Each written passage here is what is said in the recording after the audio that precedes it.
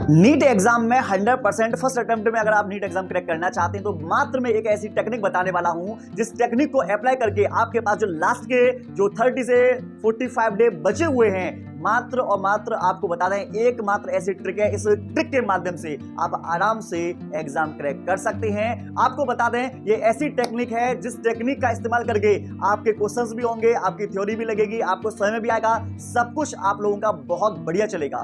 तो ऐसी कौन सी ट्रिक है तो आप लोगों को बता दें ये ट्रिक है। सबसे पहले नंबर आप लोगों को क्या काम करना है, आप ध्यान से सुनिएगा।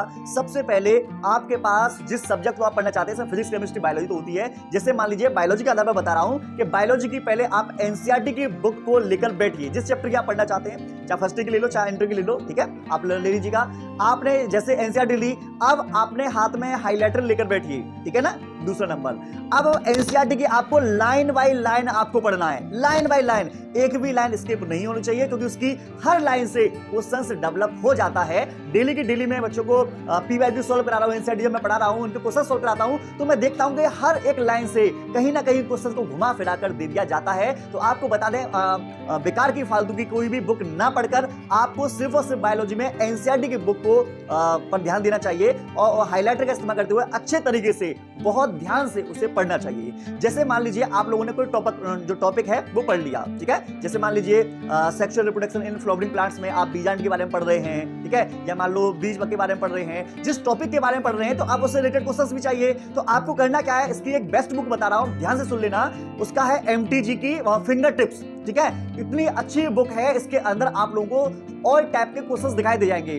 पहले एनसीईआरटी बेस्ड के लाइन बाय लाइन आप लोगों को क्वेश्चंस दिखाई देंगे जो आपके नीट एग्जाम में डायरेक्टली पूछे जाते हैं। दूसरे नंबर पर आपको बता दें नीट एग्जाम में अब हाल ही में हमने देखा कि 2022 में 2023 में मुख्यतः क्वेश्चंस जो पूछे जा रहे हैं कॉलम टाइप के पूछे जा रहे हैं, मैचिंग टाइप के क्वेश्चंस पूछे जा रहे हैं। तो आपको बता दें उसमें उस टाइप के क्वेश्चंस भी दे रखे हैं। अगर अगली बात अगर मैं करूं कि कथन वाले जो क्वेश्चंस हैं, स्टेटमेंट टाइप के जो क्वेश्चंस हैं, ये भी दबा के पूछे जा रहे हैं, तो आपको इन प्रश्नों पर भी ध्यान देना चाहिए। और आपको बता दें नेगेटिव टाइप के क्वेश्चंस, असत, अभाव, नहीं, है ना, रहित, ये वाले क्वेश्चंस जो हैं, ये वाले क्वेश्चंस भी बहुत पूछे जा रहे हैं। तो ऐसे क्वेश्चंस का पूरा संग्रह आपकी फिंगर टिप्स में दे रखा है जो कि बहुत ही यूनिक क्वेश्चंस हैं। मैंने उसमें खुद बच्चों को सॉल्व करा रहा हूं तो मैं देख रहा हूं उसमें बहुत ही अल्टीमेट टाइप के क्वेश्चंस हैं। तो आपको पता है जब आप इसे ऑनलाइन करेंगे तो 770 रुपए की आप लोगों को पड़ेगी, लेकिन बेस्ट बुक है। और मतलब इसमें फर्स्ट ईयर इंटर के सारे चैप्टर मिल जाएंगे। तो आपको क्या करना है, एनसीईआरटी के एक टॉपिक को आपको पहले पढ़ना है। वो टॉपिक पढ़ लिया, उसमें टॉपिक वाइज क्वेश्चन दे रखे हैं, तो उस टॉपिक से रिलेटेड आपको जाना फिंगर टिप्स पर, वहां पर जो ऑब्जेक्टिव दे रखे हैं उस ऑब्जेक्टिव को सॉल्व करना है। उस ऑब्जेक्टिव को जब आप सॉल्व कर रहे होंगे तो वहां पर एक बात का विशेष ध्यान देना है कि कुछ क्वेश्चंस तो आपसे हो जाएंगे लेकिन कुछ क्वेश्चंस फिर भी आपके नहीं हो पाएंगे। तो आपको क्या करना है, और जिस क्वेश्चन में आप फंस रहे हैं उसी को जो हमारा टॉपिक चल रहा था उसी टॉपिक के फिर आप एनसीईआरटी में जाएंगे और ये देखेंगे कि ये इस क्वेश्चन का संबंध इस वाले टॉपिक से है, तो इसमें क्या कॉन्सेप्ट लग रहा है कि ये क्वेश्चन मुझसे नहीं हुआ।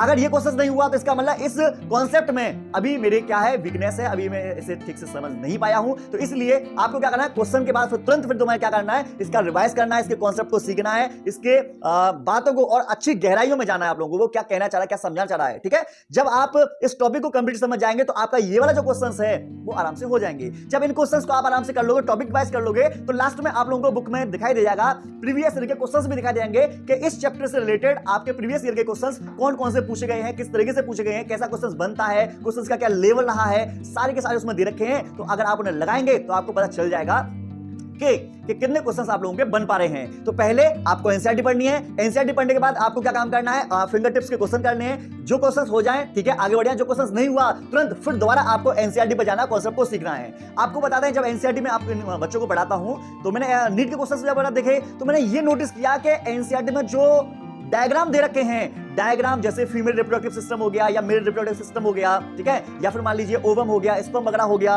ओव्यूल्स हो गया, ठीक है, या बायोगैस वगैरह हो गया, या एंटीबॉडीज हो गए, इनसे भी क्वेश्चंस बहुत ज्यादा पूछे जाते हैं। तो आपको बता दें एनसीईआरटी में पूरी लाइन बाय लाइन आपकी पूरी इंपोर्टेंट रहेगी, उसके साथ में सारे के सारे जो डायग्राम्स हैं वो डायग्राम्स भी पेपर में पूछे जाते हैं। और एनसीईआरटी में कोई चीज आप पढ़ रहे हो जिसकी लैंग्वेज बहुत हार्ड हो, जिसका शब्द बहुत अजीब सा लग रहा हो आप लोगों को, तो समझ जाइएगा कि वो नीट में 99% आने वाला है, ठीक है।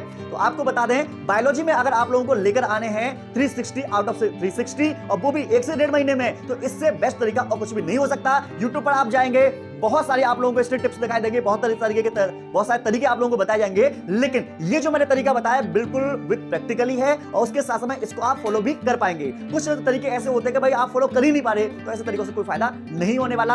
आप वो करिए जो हम कर सकते हैं। हम क्या कर सकते हैं, हम ये काम को आसानी से कर सकते हैं। और आपको बता दें, इस तरीके के माध्यम से मात्र आपको बता रहा है एक दिन में एक चैप्टर को भी आप फिनिश कर सकते हैं। जब एक दिन में एक चैप्टर फिनिश कर देंगे तो आपका कॉन्फिडेंस लेवल भी आप लोगों का पूरा बढ़ जाएगा। लास्ट में आपके पास जो एक हफ्ता बचेगा ना, उस एक हफ्ते में आप लोग क्या काम करेंगे, पूरी कंप्लीट नीट के मॉक टेस्ट लगाएंगे। जब मॉक टेस्ट लगाएंगे तो आपका कॉन्फिडेंस और बढ़ जाएगा। कॉन्फिडेंस जब बढ़ेगा तो आपके अंदर पॉजिटिवनेस आ जाएगी, जिससे कि आपको टेंशन ज्यादा नहीं होगी, क्योंकि जब माइंड के अंदर टेंशन ज्यादा होती है तो पढ़ाई हमारी ठीक से नहीं हो पाती। तो आपको मैंने पूरी स्टडी बता दी है कि किस तरीके से आप लोगों को पढ़ाई करनी चाहिए। इसी तरीके को आप फिजिक्स में, केमिस्ट्री में भी अप्लाई कर सकते हैं, जिससे कि वहां से भी क्वेश्चंस आप लोगों के जो बने उन्हें आराम से कर पाए। ठीक है, आपको बता दें, नीट एग्जाम से रिलेटेड कोई भी अगर आप लोगों को जानकारी चाहिए तो मैं डिस्क्रिप्शन में लिंक दे दूंगा, वहां पर जाकर आप लोग वीडियो देख सकते हैं। 2024 के लिए बोर्ड एग्जाम, मतलब कि आपका जो नीट एग्जाम है उसे किस तरीके से क्रैक करना है। ठीक है, आपका कोई भी डाउट हो तो आप हमें कमेंट में लिख सकते हैं, उसके ऊपर आप लोगों का जो डाउट है आपका पूरा किया जाएगा।